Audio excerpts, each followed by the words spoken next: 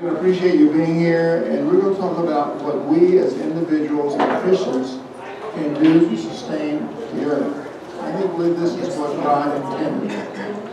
I will give you some other factors to consider in caring for the earth, and Eugene will give you some practical ways of doing so.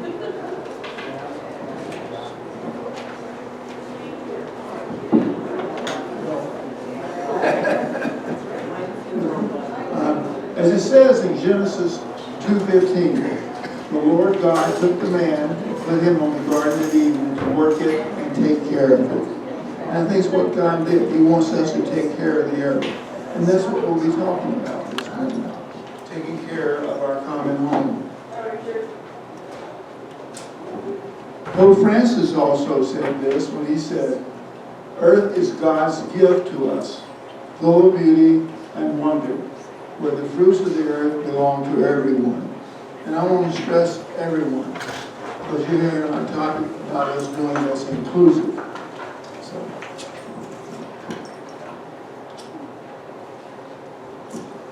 in 2015, Pope Francis came out with an encyclical. Anybody know what an encyclical is? Nobody. If you're a Catholic, you should know it. Okay. It is a letter. It is a letter that the Pope sends to the bishops, church leaders, and sometimes to the Catholic people. And it's something that he is passionate about. He wrote this book, Laudato Si, Care for the Common Home, in 2015. And a encyclical is really a letter, but this book is over 20 pages, so it's more than a letter. But he did write it in 2015. And what it means is, Laudato Si means praise, praise to you, my Lord. This is what St. Francis of Assisi said, praise to you. That's the word, since he named himself after St. Francis. In 2019, Jean and I were interested in getting into social justice classes. And we found a class at Sacred Heart Catholic Church just starting. It's still going today. After 7 years, we're still doing this class.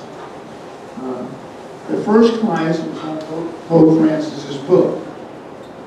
The book focuses on care for the natural environment and all people, as well as broader questions of relationship between God, humans, and the earth. I would like to say it was an easy read. But after reading pages, sometimes pages 3 or 4 times, getting help from our classmates, we finally understood what Pope Francis said. But we learned a lot during that period of time about caring for our common home. As I said, today's talk will be in 2 parts: sustainability, and I'll talk about that later, and the R's of recycling. I'll talk about the first part, Jean talks about the second part. And someone please let me know, Jean says I only have 15 minutes. So she needs the full time, and she'll be able to be talking when y'all are walking out.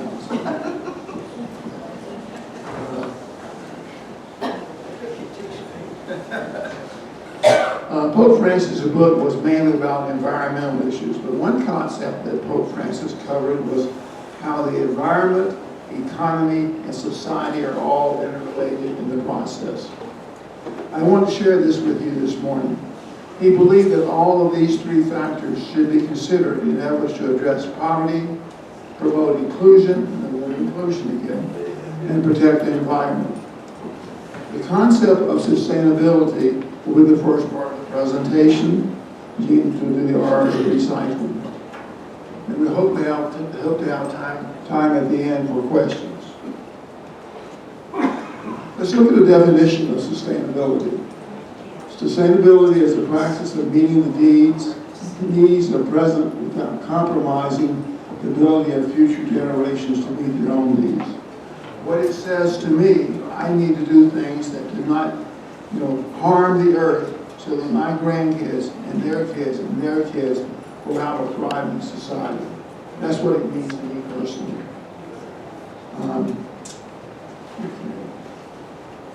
Sustainability can be achieved in society if it is pursued on 3 levels.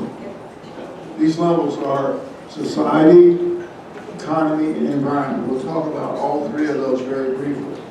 And these are called the dimensions of sustainability. Some people call it the pillars of dimension. This started being publicized in 1987 and has become a common message today. And it emphasizes that the environmental sustainability alone is insufficient, as economic, social, and environmental issues are inherently interrelated. Let me give you an example, very simple. Let's say a person starts a company, pays his employees very poorly so he can have the most profit and economic gain. The people who work for him suffer because they don't get paid enough. So that develops poverty and other things which are the social aspect of sustainability. So that's one very simple example. Let's look at economic sustainability. Economic sustainability is to conduct economic activities in a way to preserve and promote long-term economic well-being. In other words, don't look at profits today, look at the profits that you can go over the long term. Create a balance between economic growth, resource efficiency, social equity, and financial stability. And that's what economic stability should do. The indigenous people are a good example of this. I have a little story I want to tell you, but I had to take it out because it was getting too long. But I do have a slide about some of the things indigenous people are doing later on in the presentation. To achieve the goals of economic sustainability fosters inclusion. Again, the word including all people. Investing in technology. Ensuring transparent governance. In other words, making our government, making the businesses all transparent. We know why they're making certain decisions. So that's economic sustainability, one of the dimensions of sustainability. Let's look at social sustainability. The key points are to focus on the well-being of people and communities. Promote equity, human rights, access to education and healthcare and decent work. Aim to create inclusive society, again the word inclusive, reduce inequality, and ensure long-term well-being for all people while preserving unity and justice. I don't think we're doing a very good job of that right now, where we are in our society. To achieve social sustainability is necessary to overcome poverty and socio-economic inequality, discrimination, prejudice, and social exclusion, lack of access to resources, insecurity and conflict on a local as well as a global basis.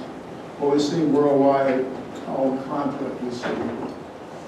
And poor governance, which includes corruption, again we're seeing that, and institutional inefficiency. This is a big task, but I think this is an area where we as Christians, especially the manual, can help and can help. Question to all of you, what are some ways that Emmanuel you think we're doing here helping this? Anybody have an idea? What are some ways? Is there one word to take out of the dictionary? Greed. Okay, well, I'll read that too, but I'm talking about now, we're not doing that here. We can protect the immigrants. What are we doing here at Emmanuel? Interfaith meal. Interfaith meal is good. What else? There's quite a few. Monthly giving to nonprofits who are supporting people. What else? Food bank. Food bank. I didn't have that on the list, but you're right. Support of the, go ahead, Joe. Support of the ELCA. We actually we meet our pledge every year to the ELCA. So a lot of churches do not do that, but we do. That's one of our priorities. Angel Tree, we do that in Christmas every year. Supporting the, supporting the Navajo Nation. That's right, on this too as well. So we do quite a few things. I think we need to continue doing this. That helps. So, and the other thing that I think we have a strong welcoming statement. And I think that's important for providing social justice. Now let's get to the third one, and this is what mostly people talk about, environmental justice, sustainability. The objective is to protect, I lost my time, and preserve the earth and its natural resources without compromising future resources. The focus is on environmental quality and resource conservation. Some of the goals, I had a little comment, I'm talking about David Attenborough. You know who he is? You had to look him up. He was seen on PBS all over. Gene said I had to cut it. We can talk. Here are a few goals of environmental sustainability. Reducing consumption. And Gene will talk about that in a little bit. Reducing food waste. Again, Gene has a story about that.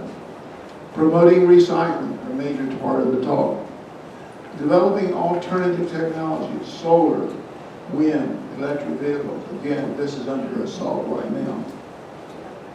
Adopting sustainable practice in agriculture and in the food chain. One is hydroponic, water, growing vegetables and stuff in water. The other one is aeroponic. That again, growing vegetables in just air. So that's being looked at. Finally, promoting in a circular economy. And what that means is that what we use and what goes back into the earth, and recycling, whatever, it's not going away. And Gene will talk about that. Recycling, refurbishing, and reusing. The indigenous people, I think, they have shown us how to live sustainable. With the emphasis and importance of harmony of caring for the earth, which they call Mother Earth, to ensure future generations can thrive. In this area, many people are studying some of the practices of the indigenous people and trying to emulate those on the scale. I want to look at 4 that I have highlighted. They do right now. 1, using resources wisely. 2, protecting biodiversity. And this third one was kind of surprised me, but I saw that in various articles. Storytelling and traditions. And that was interesting. Community focus. First, they have shown us how to use resources wisely. For example, they practice sustainable harvesting to help nature recover. Sustainable harvesting is a practice of extracting resources like timber, fish, and not over developing, over fishing, whatever, that type of thing. But so it sustains this issue. And another story I want to tell here, but you can. But the other one is biodiversity. You might not know what biodiversity. That is essential to indigenous culture, as the variety of plants and life are important to them. So that's having more varieties of plants and life, that's important to them. The third one, and this is storytelling. It's a powerful way indigenous people share knowledge and sustainability. And again, this has happened over time. These stories emphasize respect for nature and teach younger generations about living in harmony with the earth. That's an important thing. It's happened over time, and that's the way they would, share and make knowledgeable of how to live. And they also highlight the power of the community, working together to help tackle environmental issues more effectively. So these are 4. There's a bunch more, but these are 4 I picked out to talk about. And there's a lot of articles about what they're doing throughout the world. Did you know that 25% of the unused land is controlled by the indigenous people? So they have 25% of the land that they're some way processing right now. But that 25% may go down. We have some things happening that's, interfering with that. We might be taking on that away again. I don't know. Okay. Some of you might ask, I'm only one person. How can I help? What can I do? I'm only one person. I often think of this myself when I get down. Well, this often comes up in our social justice classes. We're only one person, maybe 2. What can we do? Well, I have a little story to tell you. And I really like it. It helps me when I think of that. I'll read the top. One day in the forest, a fire broke out. All the animals ran for their lives. They stood at the edge of the blaze, looking at the flames in terror and sadness. Up above their heads, a hummingbird was flying back and forth to the fire over and over again. The bigger animal asked, what are you doing? He says, I'm flying to take water to help put out the fire. The animals laughed at her and said, you can't put out the fire.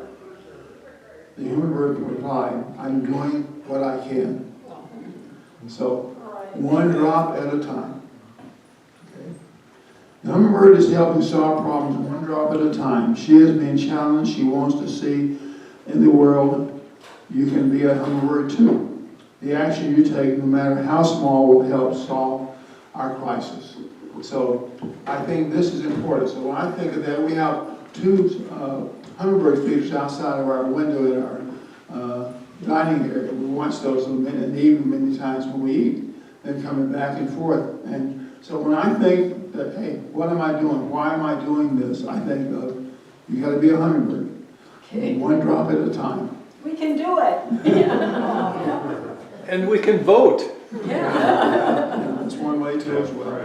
Okay, I am going to turn the presentation over to Jean, and she'll talk about recycling.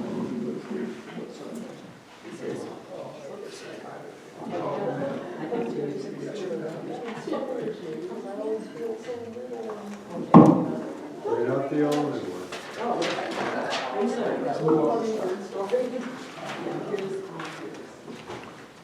Maybe you could get it and after.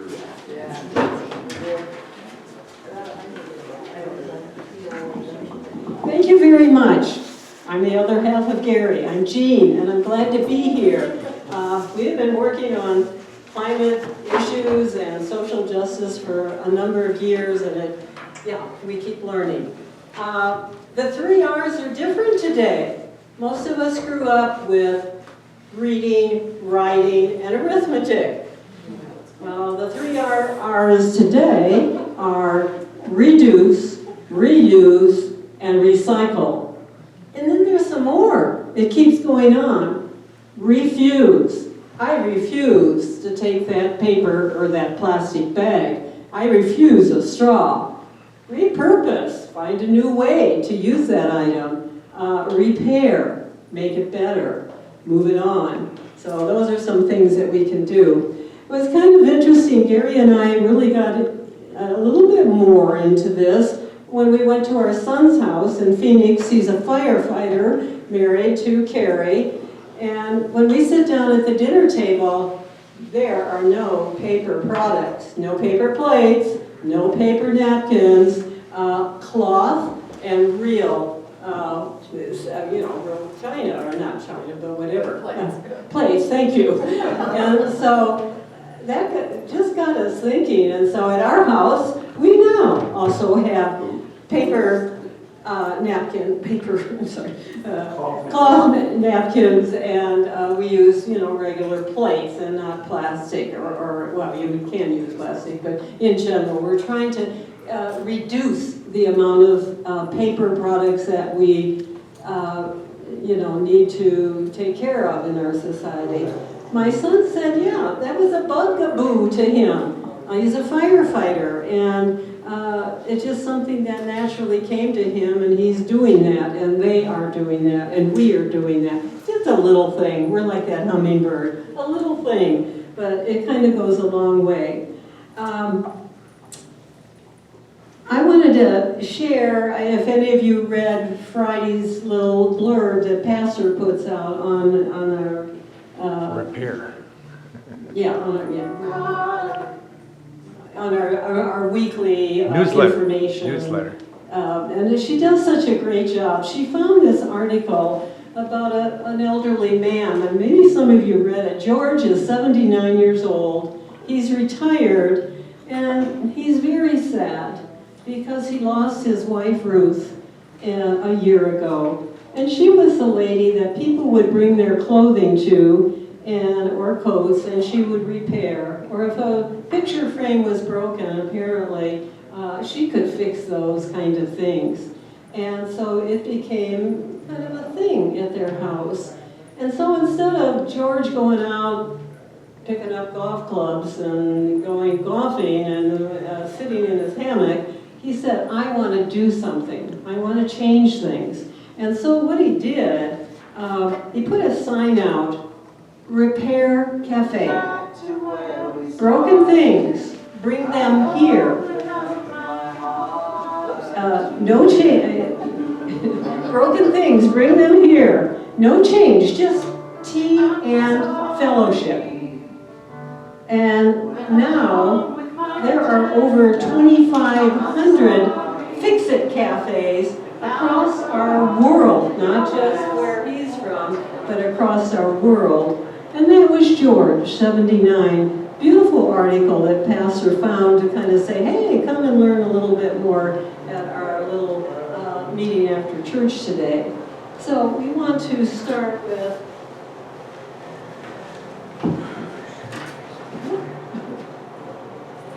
reduce. And I think most of you know, let's just go to the next one about reduce.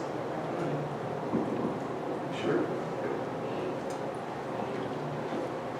Number one are the use of plastic bottles. We know they're all over our planet right now.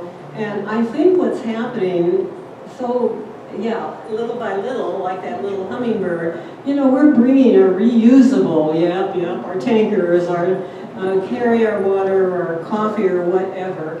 So we do not have any plastic containers like that at our house. So we only use what we can, carry in a metal container. So that's a big thing. And then today, coming down the freeway or the parkway,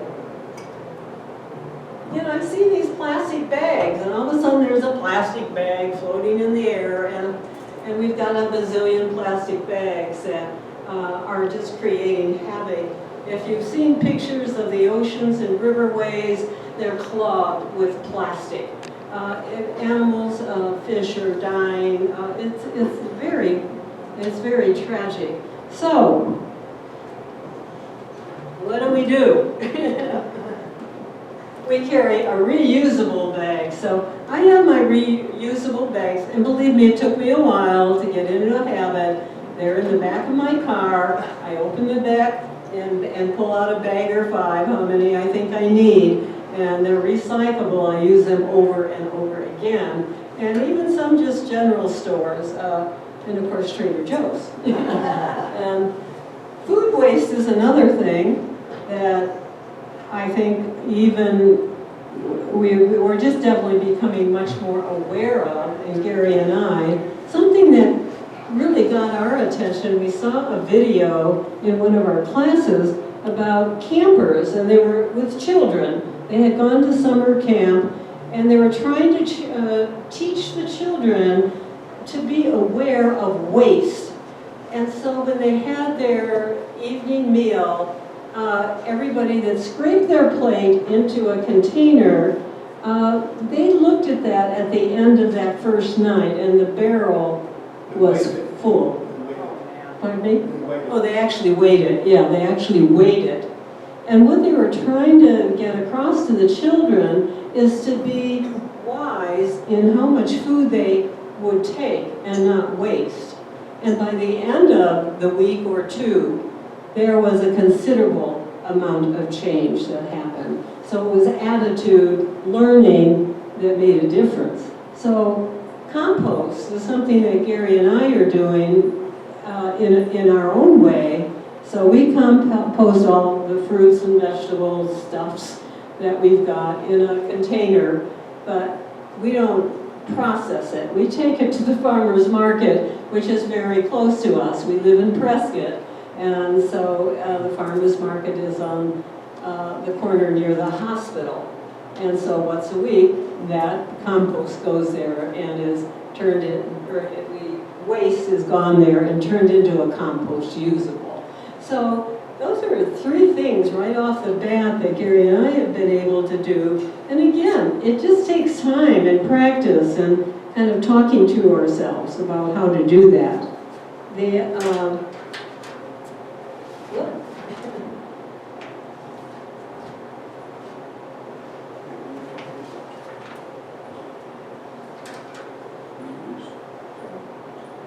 Okay, okay.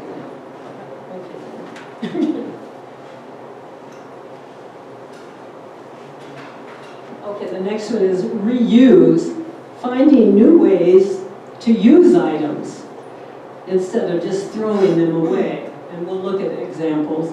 Buy secondhand. This is my shirt from, Goodwill. Goodwill, you know what, we can shop there and it's really fun. And we can take our things there and get them recycled, or they are in the, definitely great recyclers. Or maybe it's a garage sale, but it works. So that's a big thing. Refurbish outdated items and use parts of items. Some of you are so creative. The sewing group, I mean, they use all this cloth from all over and they create beautiful quilts. So it's amazing what they can turn them into. So kind of, being creative in our use of things. And Gary will look at that example too. Like I said, we can go to the Goodwill, Salvation Army, and secondhand stores and garage sales and often find real treasures. Use cloth napkins versus paper. Use real plates versus paper, and refurbish items. We have a dining room table that we've had for over 20 years, and it was looking kind of sad over the time with children coloring on it and eating off of it and so on. We thought about getting a new table, but a new table and chairs would cost quite a bit of money. Of course, refurbishing it was not cheap either, but we did take it to somebody that could refurbish the table, and it's beautiful. We have almost like a brand new table there in our eating area. Another really important area, is recycle. And look at that sign up there, recycle, and there's arrows saying that it can be reused. And that's my go-to for when I'm looking at items. If I'm not always sure what goes where.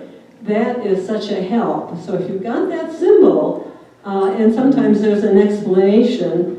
On my yogurt container, it says, Chobani says, take off the label, throw it away, but underneath throw the container into the recycle. So that's been a real help for me. Let's see. Okay, now in terms of recycling, you in Prescott Valley are different, a little different than we are in Prescott. In Prescott, we have a trash bin. We have a recycle bin. And then, in addition to that, we can compost by taking it to the farmer's market or doing it on your own. And then, there is something that you can do here in PV, is recycle plastic, because the plastic bags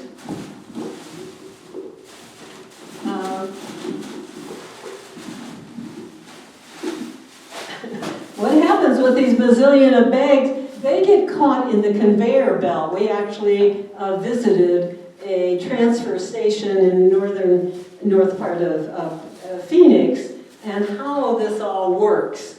And we didn't actually see the conveyor belt working that day. Oh, did I? But what happens, this big machine that separates things, these get caught, the handles get caught. So they've got to stop production and regroup it and start it again. So these are bad news. And they aren't recyclable in our recyclable in Prescott. But what you can do is take this plastic and a number of others to your grocery store. And I checked out Fry's and Safeway here in Prescott Valley. Fry's has a very good bin with yellow on the top and green on the bottom, and what things you can recycle at your grocery store. And Safeway, you kind of had to look, but they do have a recycle bin there. And quickly, I'm just going to show you a few things that you can recycle. In that, I take it in a bag and drop it off at Fry's where I shop. This is recyclable. It's my outside of a package of bread. So that's a plastic that's recyclable. And I take it to the grocery store. It's not recyclable in our recyclable. That's what's confusing. This is the inner part of a cereal box. It's hard, so it has to go to the grocery store to be recycled. This is the outer wrapping of my toilet tissue. That has to, it can be recycled. Those of you that get these little blow-up things when you buy things that are sent to you, these little windows, plastic windows can be recycled. This can be recycled as part of a package, bubble wrap, recycled. This all goes to the grocery store. These are the vegetable bags I get when I'm at the grocery store. And I'm having a problem with that, because I get a number of these, because I buy a lot of fruit and vegetables, but they're recyclable. I'm just trying to figure out something that I don't have to use so many of these, to put my carrots, my fruit, and all the vegetables and fruits that I buy. So that goes in. And let's see. And here's another bad one. Ziplocs. My son doesn't like Ziplocs, so he doesn't have them either, but no, we do use Ziplocs, but try to use them sparingly because, again, that can only be recycled at your grocery store. And then I've given you samples. Another one that they have is the outer wrapping, like for my Kleenex. That outer wrapping can be recycled. So I take that to the grocery store. So,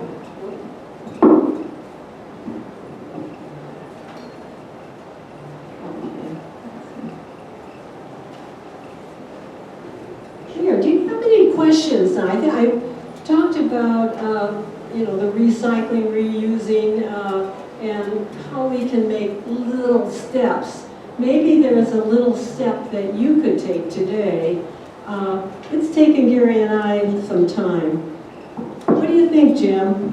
Well, I think that all that's great. We all need to be hummingbirds and take care of it.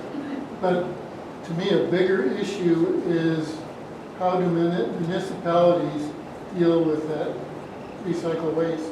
Right. And are they using creative ways to recycle it or reuse it? Much of that stuff in some municipalities winds up in the ocean because they take the garbage, just dump it in the ocean all over the world. That's where the animals get hurt. It's not from, a bag flying out of your car. Okay, I'm doing it again. The recycled stuff in Prescott, we were at their site where they do have this humongous facility. And they separate all the stuff there. We first start by hand, and we try to get the plastic bags out and all the other stuff.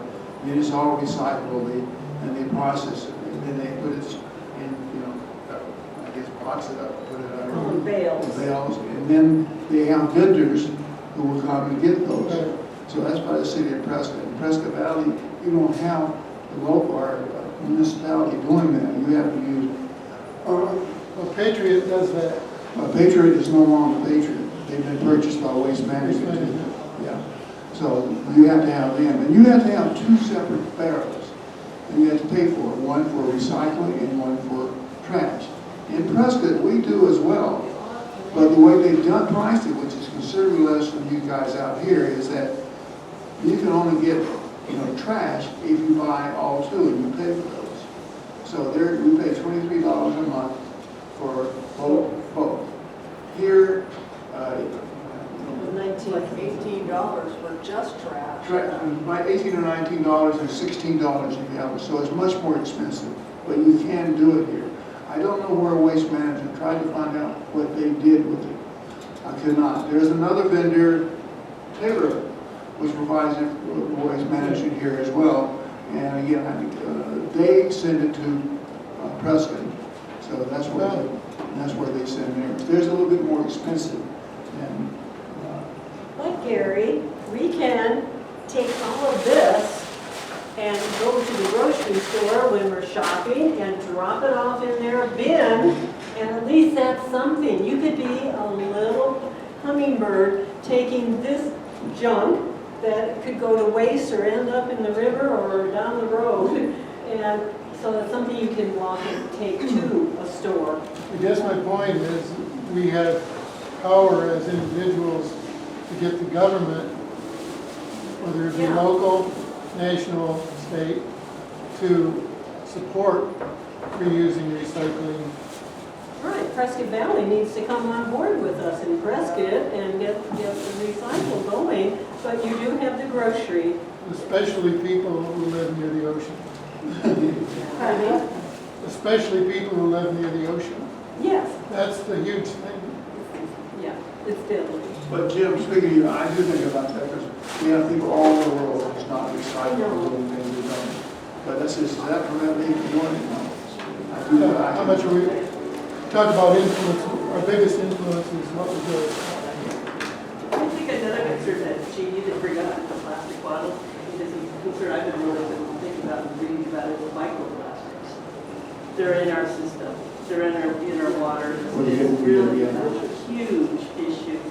And I think that's the other thing, that by having the non-plastic drinking, recycle, a stainless steel or something, that you're not doing that, but also not heating your food up in plastic, different than Tupperware. I used to be a Tupperware dealer, I can't believe it. Okay. But you forgive me, Tupperware. but rubber bait, all that stuff is so bad for us to use that. But one thing I started doing in the last couple of years is trying to reduce the plastic bottles. Is first of all, is laundry detergent. And we were trying to plastic the sheets, the laundry sheets, but I was reading a lot about them that they're not that effective and they still get into the water. So I researched and I found powder, old-fashioned powder detergent that comes in, and I forget what brand it is, still just at Costco, but it comes in a cardboard container. So it's not coming home in the big, because most of your detergents is just water, and you're bringing home lugging home those big plastic jugs, that's mostly water. So the powder stuff, and I don't know if it was Oxy but anyway, it comes in a cardboard container from Costco. Right. The other thing I started doing is using bar shampoo and bar conditioner and bar facial wash. Can't do the lotion. I need lotion, and I still have to use tubes of lotions for that sunscreen. But so I got rid of and a bar. The brand I got lasts a long time. And I get it. Unfortunately, I have to get it on Amazon. I haven't been able to get Amazon out of my life, but I don't think, especially when we're living out in the middle of nowhere like we do, I hate it. But anyway, that's what, and so I'm not bringing, and it seems like I was going through a lot of shampoo and conditioner, because it's easy to pour out a lot, right? Yeah. And it's a lot, and they come in recyclable little boxes, cardboard boxes. And it's bar? And bar conditioner, and they did sell it at Trader Joe's. They quit selling it because then I realized it was kind of drying. In fact, I still have a bar left and I quit using it. And it was pricey, the bar shampoo, but like I say, it lasts forever. But then again, since moving here from San Diego, it's so dry here, I don't wash my hair as frequently. But anyway, those are the ways. When you're evaluating these things, you really need to look at the whole picture. For example, the dry stuff comes in a cardboard box. That takes trees. Oh, yeah, of course. And the energy it takes to make it. I think I'd rather, but they have, But if then it's there's a sustainable plastic, trees, then I hope. there's a plastic liner.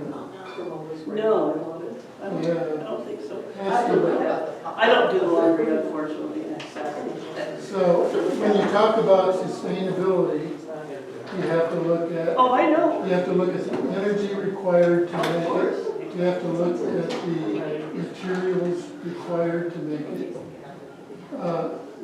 It's carbon footprint is a short name for it. But we don't have a lot of knowledge about that as a consumer. Yeah. People we don't have that information. Thank you for your comments, and I'm sure or, yeah, we could just use a sharing session. But I just wanted to show you, this happens to be a Kohl's bag, but it has the symbol on it, recycle.